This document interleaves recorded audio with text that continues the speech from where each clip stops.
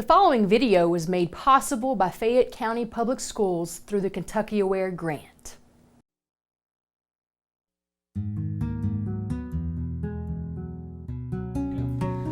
When your child or teen experiences a traumatic event, this can be a challenging time for the entire family. Traumatic events are experiences when your child faces or witnesses an immediate threat to themselves or to a loved one, often followed by serious injury or harm. Your child may feel terror, helplessness, or horror as a result of these experiences, or they may feel unable to protect themselves or those they care about.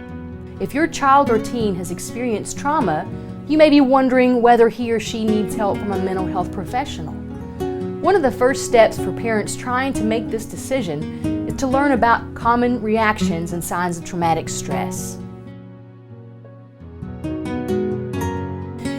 After your child experiences a traumatic event, you may notice a change in their thoughts, behaviors, and emotions. It may seem that they are having difficulty coping, and such reactions may be impacting their daily routine. If you are noticing some of these changes, it is possible your child may be experiencing some symptoms of traumatic stress. So not all children react the same way to a traumatic event. I'd like to take the next couple of minutes to talk to you about some of the reactions you may see in your child and to help you better understand that such reactions are common in children who have experienced trauma.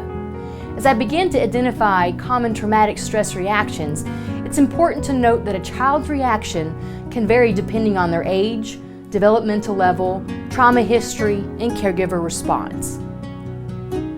Traumatic stress reactions may be experienced by children in all age groups. For example, some common responses that you may notice in your child include changes in sleeping patterns, having nightmares, changes in appetite, an increase in anxiety or fearfulness, and noticeable avoidance of wanting to talk about the traumatic event. Children may also share with you or others that they feel guilty about what happened. Some children may appear to have an absence of emotion even during times when they do things that have made them happy, sad, or mad in the past. Preschool-age children who have experienced trauma may show signs of developmental regression, such as using baby talk or bedwetting. Children in this age group may appear to recreate their trauma through their playtime. Elementary school children may start showing signs of having more difficulty concentrating at school, or you may receive reports from your child's teacher about noticeable changes in their behavior. Children in this age group may become easily upset even if they get a small bump or bruise. Middle school children and high school age children who experience trauma may show an increase in risk-taking behaviors. They may choose to be more isolated and disengaged from peers or close family members. Children's capacity to cope for this age group can be overwhelmed to the point that they may start using drugs and alcohol or show signs of self-harming behaviors. So right now you're probably thinking, wow, that's a lot for a parent to have to deal with, but you don't have to deal with these challenges on your own. Know that help is available.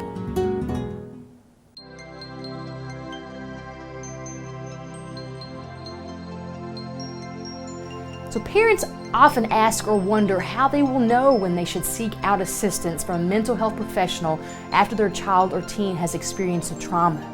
For most children, they simply need time and the support of their families to heal.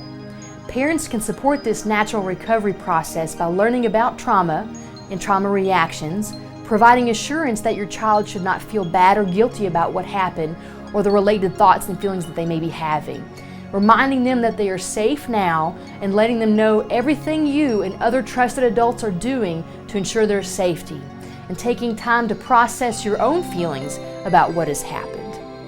However, sometimes children and adolescents may experience really intense feelings of distress that cause parents to become concerned that they may be at risk of harm to themselves or others. Or they may exhibit distress that continues for several weeks after an event that impacts how they function at school or at home. In these cases, it's important to make contact with a mental health professional. Sometimes it may be hard to tell if your child or teen is experiencing distress related to a trauma. One of the easy-to-use trauma screening forms is the Child Stress Disorders Checklist. This questionnaire asks whether your child or adolescent has experienced a traumatic event and whether they have had any of the following 4 symptoms in the past month. These include, does your child get very upset if reminded of the event? Does your child report more physical complaints if reminded of the event? Does your child report that he or she does not want to talk about the event? Does your child startle easily, such as when hearing sudden or loud noises? If you answer yes to any one or more of these questions, then you should make contact with a mental health professional for a trauma assessment to determine what further help may be needed.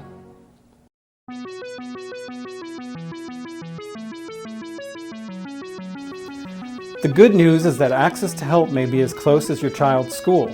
Staff at schools all across your county are getting trained in trauma-informed care, and they are in the know about where to go for help. Why not start there? There are many people at school that can help you start your search to find help for your child, so you might want to start with the person that you are most comfortable talking to about your child. This could be a teacher or your child's guidance counselor. Most schools have a social worker or a family resource center coordinator. Did you know that every school has a website with phone numbers for just about everyone we talked about? So what are you waiting for? Give them a call. Of course, if you would rather not start at the school, there are other good options. Make an appointment with your child's primary care provider and ask for a referral to a child traumatic stress specialist. Your provider can then make a referral to the qualified mental health professional with just the right qualifications. There are a lot of great community-based agencies and providers to choose from, ranging from community mental health centers to private nonprofits to individual practitioners. Many of these professionals have been trained to provide specialized trauma treatment. If you aren't sure, we can give you some tips on how to find out.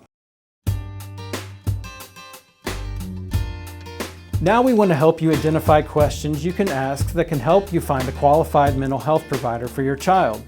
Providing counseling services that are trauma-informed requires special training, so you will want assessment and treatment services to be provided by a therapist who has an advanced educational degree, such as a master's or a doctoral degree.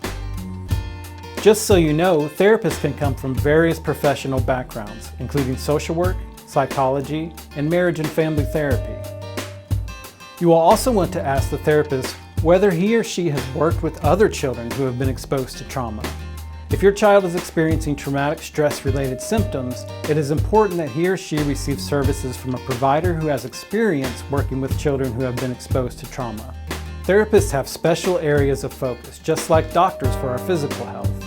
Just as you see a dentist for problems with your teeth, or an ophthalmologist for a problem with your eyes, you will want to see a therapist who has specialized training in trauma-informed treatments and has a lot of experience working with children affected by trauma. You will also want to know if the therapist specializes in working with children within your child's age group. Many providers who work with youth specialize in working with children within a specific age group, so it is important to ask what age children the therapist usually works with. For example, a therapist may specialize in working with very young children, or perhaps they work primarily with adolescents. Asking a provider about the age of the youth they typically see in their practice can help you and the provider determine if their services are a good fit for the developmental needs of your child. Lastly, it is important to ask what treatments the therapist typically uses with children who are trauma exposed.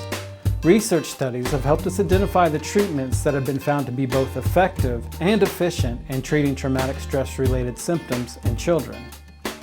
These are called evidence-based practices. We'll talk about some of these treatments a little later, but I want you to know that asking a therapist about these treatments is an important part of finding the most helpful provider for your child. It is always okay to ask a provider questions about their area of expertise and the type of treatment they provide. This may feel awkward at first, but asking a provider questions about their services is an important way you can advocate for your child. Remember, you are the expert on your child, and treatments work best when both the child and caregiver have confidence in the treatment they are receiving and in the therapist providing the services.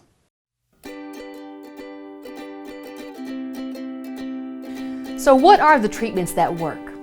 Getting treatment for your child's traumatic stress reactions can be difficult and sometimes confusing. Here are some of the terms and abbreviations that you might see.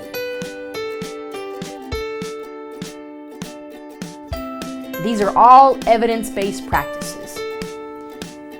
You can see how easy it would be to get a little overwhelmed with this alphabet soup floating around, but I think it's important to focus on evidence-based practices, or EBPs.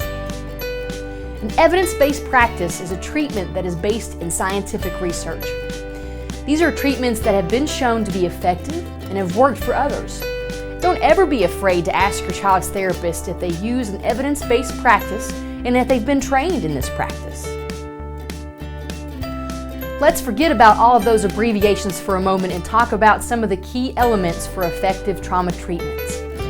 A good trauma treatment intervention will always include education about what trauma is and how it can affect a person. This can help you and your child understand the feelings and responses related to the trauma. Another part of good treatment is a focus on making sure that everyone feels safe. Feeling physically and emotionally safe is a critical component to a child's recovery. When children experience a traumatic event, they can often have overwhelming emotions that can occur unexpectedly and over a long period of time. This is why it is so important that treatment focuses on helping children develop skills to manage these intense emotional reactions. Talking to children about trauma can be hard for adults because it can make them feel uncomfortable or sad. Children are sometimes told to try not to think about a traumatic event and are even encouraged to not bring it up at all. Children need to feel emotionally safe to recover from a traumatic event, so a good trauma treatment should give that child an opportunity to talk about the trauma they experienced in the presence of safe adults who will accept the child no matter what. Lastly, we know that one of the things that help children recover the most from a traumatic event is a loving and nurturing caregiver, just like you. A good trauma treatment will include a safe caregiver in the treatment. A good therapist will understand that including a caregiver will be essential for your child's recovery. There are many evidence-based practices and treatments that really do work. Children can and do recover and heal from a traumatic event. The National Child Traumatic Stress Network is an excellent source of information for caregivers and professionals. If you enter the link here or search the web for NCTSN treatments that work, you can find out more information about all the evidence-based treatments that are out there and how they work. Let me take a minute to show you exactly how to find it. On your web browser, enter nctsn.org. Select the Treatments That Work tab. Scroll down to the bottom of the page and you're provided various files about evidence-based treatments for trauma interventions. Another great resource on this website that comes in handy for parents is go back to the home page, click on Resources, go down to Audiences and Resources for Parents and Caregivers. And it's going to give you some great information about understanding trauma, things that you can do to help your children, and more evidence-based trauma treatments that are available, as well as additional resources for you and other caregivers that are involved in your child's care. So let's quickly recap what we just covered. After a traumatic event, you may notice changes in your child's behavior, thoughts, and emotions. Some of these reactions are quite common for their age and development, but there are some reactions that require more help as they have a greater impact on the way your child is functioning at home or school.